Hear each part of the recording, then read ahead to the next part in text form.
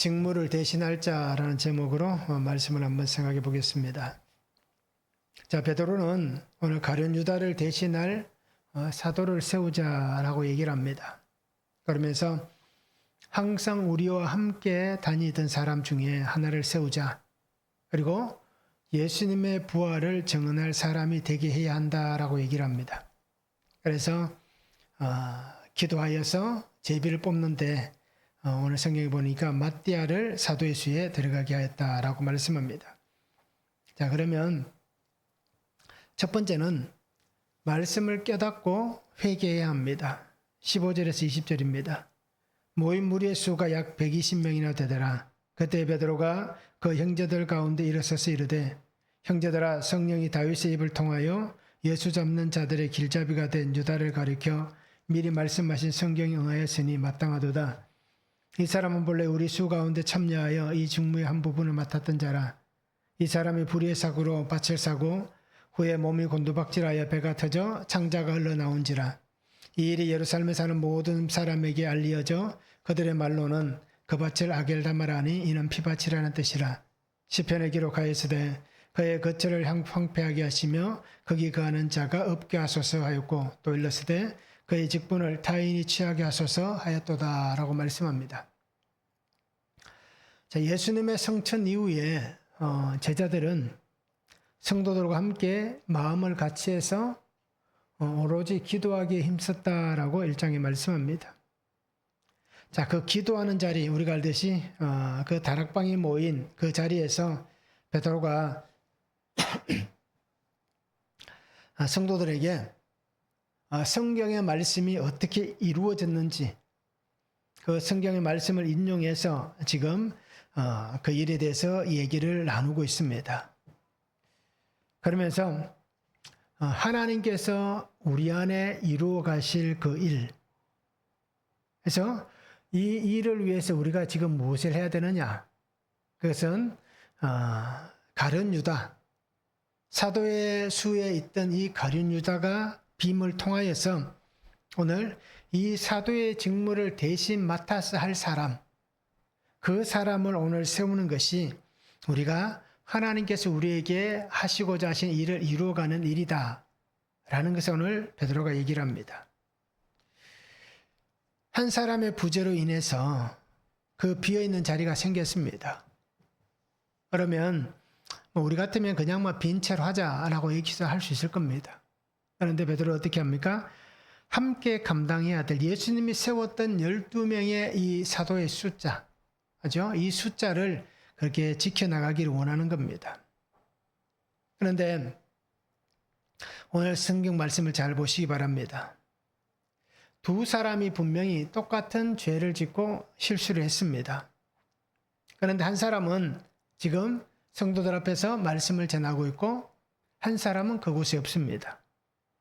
그런데 우리가 알듯이 다른 10명의 사도들, 그죠? 가룟 유다 빼고 베드로 빼고도 10명의 사도들도 어떻게 했습니까?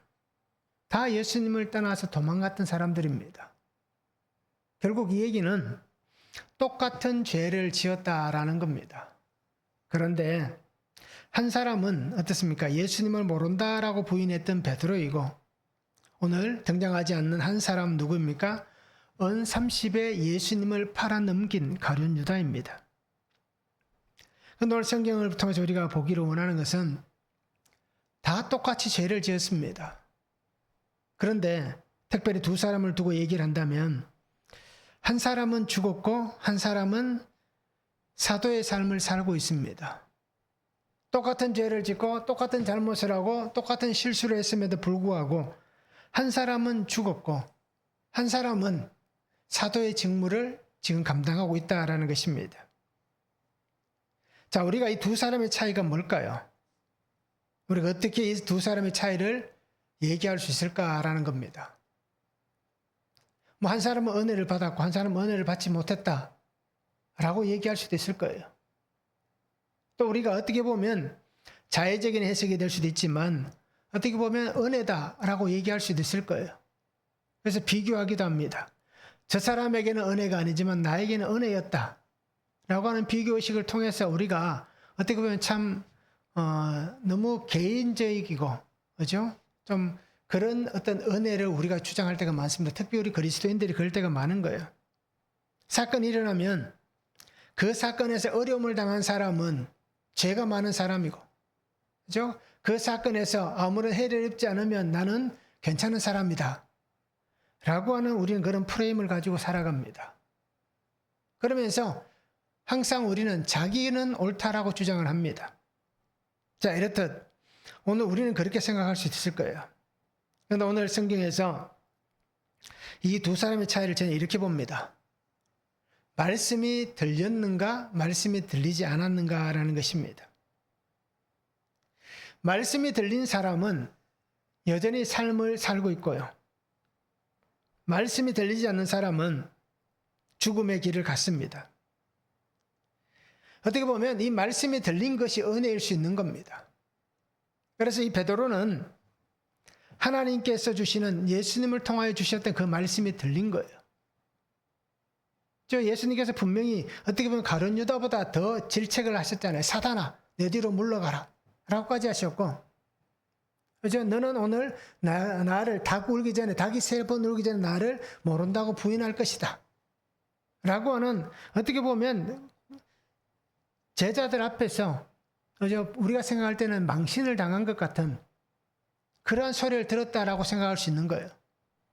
그런데 베드로에게는 그 말씀이 어떻습니까? 그 말씀이 들린 겁니다. 그래서 그 뜰에서 예수님을 볼 때에 예수님의 말씀이 생각나서 그가 울며 뛰쳐나갔다라고 성경은 표현합니다. 누가복음에 보면. 그러니 말씀이 들리니 내가 어떤 죄, 어떤 잘못을 저질렀는지 깨닫게 된 거예요. 그러니 통회하며 그 자리를 떠나간 것입니다. 그러다 보니까 베드로는 어떻습니까? 말씀이 들림을 통해서 성령의 역사하시는 그 은혜 안에서 자기의 사건도 해석을 했습니다. 말씀으로. 그리고 오늘 가룟 유다에 대한 사건도 말씀 안에서 해석을 하고 있는 겁니다. 그리고 오늘 이렇게 베드로가 나서서 오늘 비어있는 이 직무를 대신할 자를 우리가 선택해야 되지 않느냐라고 얘기하는 것입니다. 그러기에 어떻게 보면 말씀이 들리고 그 말씀을 통해서 삶이 해석되고 하나님 앞에서 내가 죄인인 것을 인정하고 고백하니 이렇게 다시 힘을 얻어서 하나님이 주시는 그 성령의 힘을 통하여서 십자가의 길, 주님이 주신 이 십자가의 길을 지금 걸어가고 있다라는 것입니다. 근데 가룟 유다는 어떻습니까? 말씀이 들리지 않은 겁니다. 오늘 나와 함께 이 그릇에 손을 넣는 자가 나를 팔자다라고 얘기했습니다. 그래서 예수님께서 뭐라고 하셨습니까? 차라리 나지 않았으면 좋을 뻔하였다라고까지 말씀하셨습니다. 그런데 유다는 어떻습니까? 이 그릇에 나와 함께 손을 넣는 자가 바로 그다라고 얘기하실 때에 그 말씀이 들리지 않는 거예요. 그러니 사단이 그에게 들어가게 되는 겁니다. 결국 유다는 자신의 소견에 옳은 대로 행합니다. 그래서 내가 의인을 팔았다. 그죠? 내가 잘못했다. 뉘우쳤습니다. 후회했습니다. 그럼에도 자신의 소견을 벗어내지 못한 겁니다. 그래 결국 자신의 생명을 끊어버리는 악을 행하는 삶을 그가 살아간 겁니다. 그러니까 마지막까지 하나님 앞에 돌아와서 죄를 고백하고 말씀으로 삶을 해석하고 그렇게 살아야 되는데 가룟 유다는 마지막까지 악을 행하는 그런 사람이었다라는 것입니다. 이렇다 말씀이 들려야 회개 역사가 일어납니다. 말씀이 들려야 그 말씀이 살아 역사하시는 하나님이 주신 삶을 살아갈 수가 있는 것입니다. 오늘 우리 성도님들도 분명히 기억하시기 바랍니다. 말씀이 들려야 내가 살고, 말씀이 들려야 가정이 살고, 말씀이 들려야 공동체가 살아나는 것입니다. 말씀이 들리지 않으면 가룟 유다와 같이 그냥 후회하다 끝나는 인생이 되는 것입니다. 회개는 후회가 아닙니다. 후회하는 것은 회개한 것이 아닙니다. 잘못을 뉘우쳤다고 해서 회개가 되는 게 아닙니다. 잘못을 뉘우쳤다면 정말 하나님 앞에 돌아와서 하나님의 은혜를 붙잡고 살아가는 겁니다. 나의 환경이 비참하고 삶이 비참하고 내가 지금 정말 처참한 상황에 놓여 있다 하더라도 우리가 하나님의 말씀을 붙잡고 살아가는 겁니다. 이것이 돌이켜서 사는 인생이 되는 겁니다. 회개해서 사는 인생이 되는 것입니다. 여러분, 우리가 나에게 들려진 구속사의 말씀, 예수님의 십자가 생명의 말씀을 듣고 들려진 말씀대로 회개할 수 있기를 바랍니다. 그리고 회개하고 주님의 주신 삶을 다시 살아가는 그러한 성도가 되면 좋겠습니다. 핑계는 있을 수가 없습니다. 그리고 우리가 말씀 앞에서 나의 죄와 허물과 악을 온전하게 회개할 수 있는 그러한 성도들 되면 좋겠습니다. 한번 적용해 보시기 바랍니다. 말씀이 들리십니까? 구속사의 말씀을 들으며 죄와 악을 회개하고 있습니까? 어떻습니까? 정말 말씀을 통해서 죄를, 나의 허물을, 나의 악을 회개하는지 한번 적용해 보시길 바랍니다. 후회만 하고 있지는 않는지 우리가 한번 잘 적용해 보시길 바랍니다. 내게 일어나는 사건들을 말씀으로 해석을 할 수 있습니까? 어떻습니까? 매일 우리가 큐티하며 주시는 말씀을 통해서 내게 일어나는 사건들, 그 사건들, 고난들, 어떤 기쁨들, 좋은 것들, 다 이 모든 것들을 내가 말씀으로 해석을 할 수 있는지, 해석을 하고 있는지 한번 적용해 보시기를 바랍니다.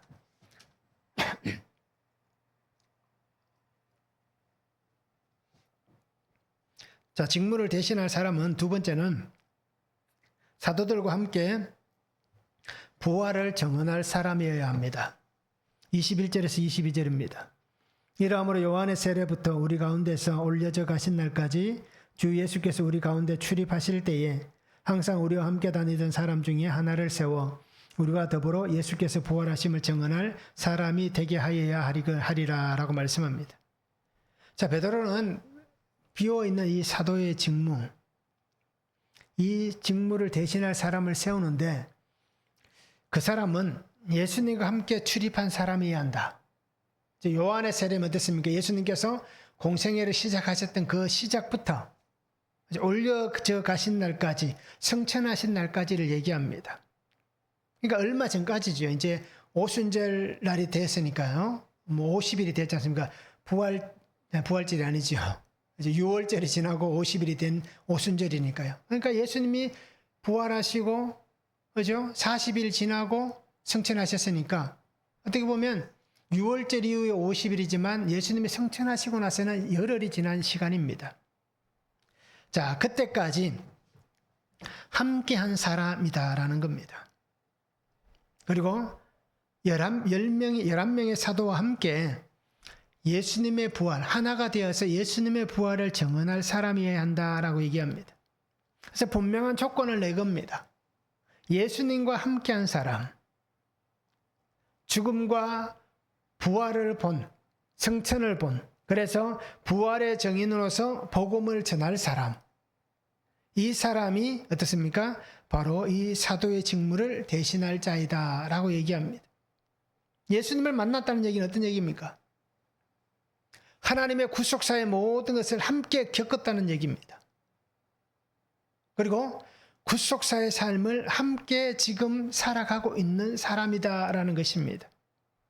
그래서 성육신하신 예수님, 부활하신 예수님, 다시 오실 예수님을 증언할 사람은 예수님을 만난 사람만이, 그리고 구속사의 삶을 사는 사람만이 정인의 삶을 살 수 있다라고 베드로가 분명히 얘기를 하고 있는 것입니다. 그래서 오늘 함께 성령의 은혜를 입은 사람, 그래서 부활의 정인으로서 삶을 살아갈 그 사람이 하나님이 예수 그리스도를 통하여 세우셨던 그 12명의 사도 가운데 한 명이 되어서 이 땅에서 주님의 귀한 사명을 감당해낼 사람이다 라고 오늘 말씀을 하고 있는 것입니다. 자, 오늘 우리도 어떻게 보면 이 직무를 대신하고 있잖아요. 우리도 택하신 족속이고 택하신 하나님의 성도입니다. 그리고 만인 제사장이라고 얘기하듯이 오늘 우리 모두는 예수님의 제자 사도인 것입니다. 그러면 오늘 우리가 어떤 직무를 해야 됩니까? 우리도 이 부활을 증언할 사람, 구속사의 삶을 함께 겪고 이 구속사의 삶을 함께 살면서 이 예수 그리스도를 전하는 사람, 이러한 사람이 오늘 내가 되어야 되는 것입니다. 그러기 위해서 우리는 가장 먼저 누구를 만나야 됩니까? 예수님을 만나야 됩니다.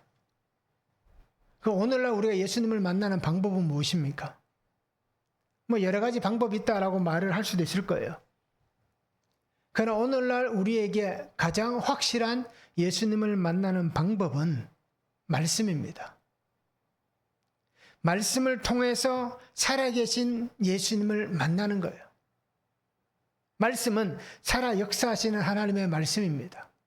즉, 이 말씀이 예수 그리스도인 겁니다. 살아있는 예수님, 살아있는 성령님, 살아계신 하나님이 바로 이 말씀인 겁니다. 그래서 2000년 전에는 예수님을 직접 눈으로 제자들이 보았지만 오늘날 우리는 어떻습니까? 예수님을 직접 볼 수가 없잖아요. 그래서 내가 예수님을 보았다라고 얘기하는 것은 우리가 말씀을 통하여서 예수님의 그 임재를 경험했다는 얘기지 정말 내가 1:1로 내 눈으로 예수님을 보았다라는 얘기가 아니잖아요. 그러기에 우리는 예수님을 만나야 됩니다. 이 말씀을 통하여서 매일 우리가 예수님을 만나고 만남을 통하여서 내가 예수님을 증언하는, 예수님을 전하는, 내가 부활의 증인으로 사는 그러한 성도의 삶을 우리가 살아가야 하는 것입니다. 그래서 오늘 성도님들이 매일 말씀 안에서 주님을 만나시기 바랍니다. 그래서 우리가 매일 큐티하는 이유가 바로 이겁니다. 말씀의 분량이 중요한 게 아닙니다. 오늘 뭐 말씀을 10장 읽었다, 20장 읽었다, 뭐 30장 읽었다, 이게 중요한 게 아닙니다. 내가 오늘 말씀을 묵상하면서 그 말씀 안에서 구속사의 말씀을 듣고 예수님을 만나고 그 말씀으로 삶을 해석하고 그리고 그 말씀을 통해서 내가 하나님이 내게 주신 사명의 길을 걸어가는 것, 이것이 오늘 우리에게 더 중요한 것입니다. 그러기에 오늘 성도님들 한번 잘 적용해 보시기 바랍니다. 내가 매일 말씀 안에서 구속의 주님을 만나고 있는가? 나는 매일 말씀을 통해서 이 구속의 주님을 만나고 있다. 어떻습니까? 한번 잘 적용해 보시기 바랍니다. 성령의 임재 가운데 사는 부활의 증인입니까? 어떻습니까? 나는 성령의 임재 가운데 사는 부활의 증인인가? 한번 적용해 보시면 좋겠습니다.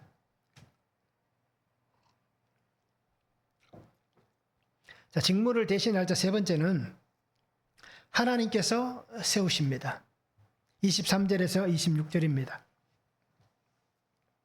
그들이 두 사람을 내세우니 하나는 바사바라고도 하고 별명은 유스도라고도 하는 요셉이요 하나는 matti아라. 그들이 기도하여 이르되 무사람의 마음을 아시는 주여 이 두 사람 중에 누가 주님께 택하신 바 되어 봉사와 및 사도의 직분을 대신할 자인지를 보이시옵소서. 유다는 이 직무를 버리고 제 곳으로 갔나이다. 제비 뽑아 matti아를 얻으니 그가 11사도의 수에 들어가니라 말씀합니다. 자, 두 사람을 세웁니다. 그 두 사람을 세우는 것이 어떤 추천을 통해서든지 아니면 뭐 이제 여러 가지 뭐 방법이 있었을 겁니다. 그래서 이 두 사람을 세우는데 한 사람은 누구입니까? 바사바 또는 유스도라고 하는 요셉이라고 얘기합니다. 그리고 한 사람은 matti아다라고 얘기를 합니다. 그래서 이 요셉이란 이름은 우리가 알듯이 하나님께서 더하실 것이다 라는 히브리식 뜻이 있고요. matti아는 하나님의 선물이다, 여호와의 선물이다 라는 뜻이 있습니다. 자, 누가 사도의 직무를 대신할 자인지 오늘 성도들이 120명의 성도들이 어떻게 합니까? 하나님의 뜻을 구하고 있습니다. 베드로가 분명히 얘기하잖아요. 누가 주님께 택하신 바 되어 봉사와 사도의 직무를 대신할 자인지 보이시옵소서. 그러니까 하나님께 뜻을 묻고 있는 겁니다. 모임 공동체가 마음에 드는 사람, 이 사람이면 좋겠다. 이 사람이 되면 우리에게 조금 더 유용하겠다. 이 사람은 가진 게 많으니까 우리 어려운 성도들을 도와줄 수 있겠다. 이 사람은 이렇게 저런 이유를 들면서 이 사람이 우리에게 더 필요한 사람이다 라고 그를 선택하지 않습니다. 어떻게 선택합니까? 하나님께 결정을 드립니다. 그래서 성도들이 기도하여 사람의 마음을 아시는 주여라고 그렇게 기도합니다. 하나님께서 이 두 사람 가운데에 하나님께서 택하시기를 기도하고 있다는 겁니다. 그래서 누가 우리에게 유익한가? 우리 생각에는 이 사람이 되면 좋겠다 라고 하지만 하나님은 하나님의 결정을 따라서 한 사람을 세우시는 겁니다. 그러니 우리가 생각하고 있는 기준과는 다를 수도 있는 겁니다. 아니면 우리가 생각하는 기준일 수도 있는 겁니다. 그래서 누군가는 그러겠죠. 내가 원하지 않는 사람이다. 근데 또 누군가는 반대로 얘기하지 않겠습니까? 내가 정말 원하던 사람이다. 정말 우리에게 딱 맞는 사람이다. 서로가 다를 수가 있는 겁니다. 그럼에도 하나님의 결정에 순종하는 것이 온전한 성도들의 삶이다라는 것입니다. 자, 하나님께서 결정하십니다. 그래서 함께 기도하고 제비를 뽑습니다. 그래서 누가 선택됩니까? 마띠아가 사도로 세워집니다. 자, 우리는 그렇게 얘기할 수 있습니다. 제비 뽑는 게 뭔 하나님의 방법이냐? 이제 둘 중에 하나 뽑아내는 게 뭔 하나님 방법이냐? 그거 운 아니냐? 실력이 아니라 그건 운이지 않느냐라고 얘기할 거예요. 자, 그런데 성경을 잘 보시기 바랍니다. 성경의 모든 결정하는 장면들이 어떤 모습들이 나오는지. 자, 잠언 16장 33절에 이렇게 말씀합니다. 제비는 사람이 뽑으나 모든 일을 작정하기는 여호와께 있느니라. 내가 제비를 뽑는 것 같지만 누가 뽑는다고 얘기합니까? 하나님께서 그것을 뽑게 하신다는 얘기입니다. 그래서 어떻게 보면 이 제비 뽑는 게 미련해 보일 수도 있고 어리석어 보일 수도 있고, 그죠? 우리가 행운권 추첨하듯이 그렇게 생각할 수도 있는 거예요. 그런데 실제는 그렇지 않다는 얘기입니다. 그래서 성경에 나와 있는 모든 것을 잘 보시기 바랍니다. 하나님의 사명을 받고 사명의 삶을 살아가는 사람은 하나님이 택하시는 겁니다. 하나님이 세우시는 겁니다. 하나님의 전적인 주권 가운데 있는 것입니다. 그러기에 하나님의 전적 주권을 인정할 수 있는 방법이란 것입니다. 보이지 않잖아요. 무엇을 뽑는지 알 수가 없잖아요. 무엇을 잡는지 알 수가 없는 겁니다. 그래서 하나님의 뜻에 순종하며 사는 삶을 살게 하기 위해서 이러한 방법을 하나님께서 이미 오래전부터 그렇게 사용해 오셨다라고 성경은 말씀합니다. 때로는 이러한 하나님의 방법을 인정할 수 없다라고 얘기할 수도 있을 거예요. 때로는 그것이 정당하지 않다라고 주장할 수도 있을 겁니다.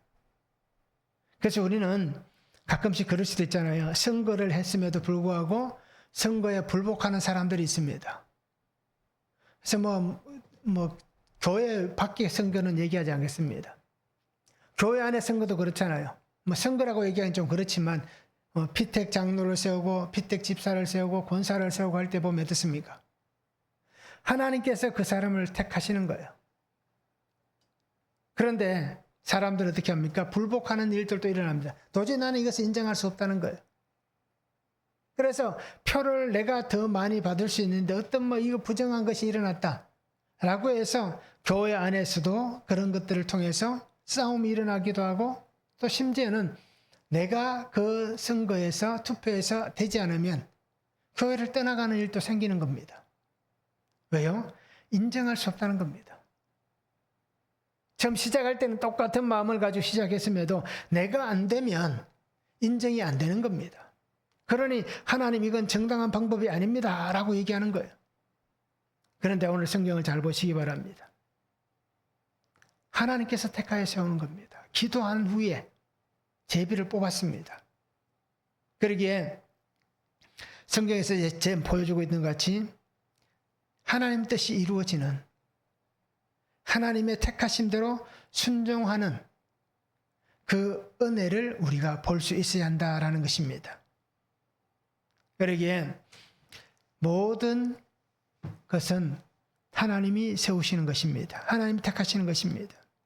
그래서 일꾼을 세울 때도 또는 사명을 감당해야 될 때도 분명히 하나님께서 세우신다라는 것을 우리가 잊지 않기를 바랍니다.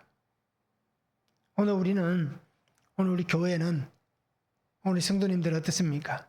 일꾼을 세울 때, 사명을 감당할 때 어떤 방법을 생각하고 어떤 방법을 따라가고 있습니까? 혹시 세상과 같은 방법을 따라가지는 않습니까? 이제 권력 있는 사람을 세우고 물질이 많은 사람을 세우고 조금 더 똑똑하고 조금 더 보기 좋은 사람들, 그런 사람들을 우리가 택하지는 않습니까? 일꾼이다라고 세우지는 않습니까? 그리고 그런 사람들을 세우면서 하나님이 하십니다 라고 거짓말을 하고 있지는 않습니까? 그리고 우리는 세상과 같은 방법을 따라가지 말기를 바랍니다. 이미 교회 안에도 세상의 방법이 들어와 있지만 그러나 세상의 방법을 따라가지 않기를 바랍니다. 하나님의 방법을 따라가시기 바랍니다. 그래서 하나님이 세우시는 것을 기대하시기 바랍니다. 그러기에 이번에 내가 안 된다 하더라도 다음에 하나님이 나를 택하실 수 있잖아요. 아직 하나님께서 내가 그만한 그릇이 되지 않았기에 나를 아직도 택하지 않을 수도 있는 거예요. 일꾼으로. 그리고 우리는 기다리고 인내하면서 말씀 안에서 끝까지 물으며 하나님의 때를 기다릴 수 있고 하나님께서 나를 일꾼으로 세우실 그날까지 믿음으로 말씀만 붙잡고 순종하며 갈 수 있는 그런 성도들이 되면 좋겠습니다. 그래서 오늘 성경에서도 분명히 보여주듯이 기도보다 앞서지 않아야 된다라는 것입니다. 말씀보다 앞서지 않아야 되고 기도보다 앞서지 않아야 한다라는 것을 오늘 우리 성도님들이 잘 기억했으면 좋겠습니다. 한번 적용해 보시기 바랍니다. 하나님이 세우신 나의 직무를 공동체 안에서 잘 감당하고 계십니까? 어떻습니까? 하나님 내게 주신 직분 있잖아요. 직무. 교회에서 내가 해야 될 사명. 그죠? 아니면 내가 있는 직장이나 사회 공동체 안에서 내가 해야 될 사명. 분명히 있잖아요. 그런 것들을 내가 정말 잘 감당하고 있는지 한번 적용해 보시기 바랍니다. 일꾼을 세울 때 지금 우리는 어떻게 했습니까? 기도로 세웠습니까? 아니면 나의 이해 관계 안에서 일꾼을 세웠습니까? 한번 적용해 보시기 바랍니다. 아마 적용해 보시면 이제까지 교회 일꾼을 세울 때 내가 어떻게 했는지 아시잖아요, 본인은. 그러니 한번 잘 적용해 보시기 바랍니다.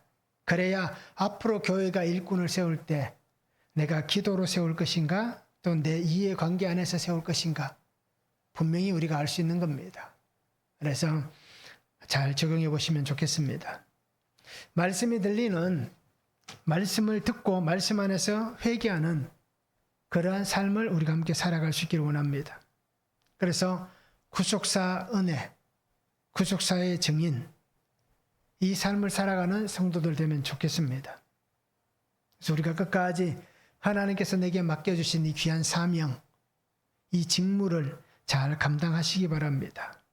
그래서 예수님의 말씀같이 땅끝까지 이르러 주님의 증인이 되는 그런 삶을 우리가 함께 살아갔으면 좋겠습니다. 그래서 매일 말씀 안에서 예수님과 함께 이 사명의 길을 잘 걸어갈 수 있는 삶이 될 수 있기를 주님의 이름으로 축원합니다. 찬양합니다.